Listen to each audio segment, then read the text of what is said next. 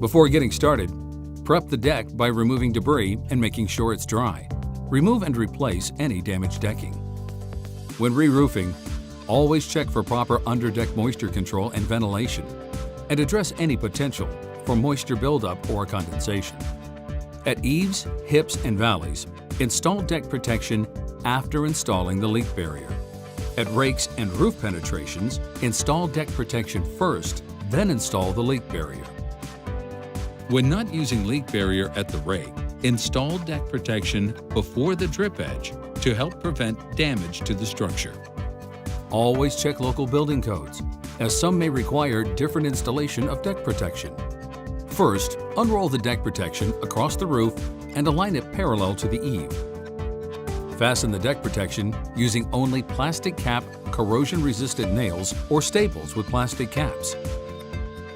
Ensure a smooth surface by eliminating wrinkles before fastening. Fasten sides and end laps every 12 inches, using the markings as a guide. Next, fasten the middle with 2 staggered rows of fasteners spaced 24 inches apart, again using the markings as a guide. Double this pattern in high wind areas. The slope of the roof will determine the amount of overlap you need for additional courses of deck protection. For roofs with a 4-on-12 slope or more, overlap the preceding courses by 3 inches at the top and bottom.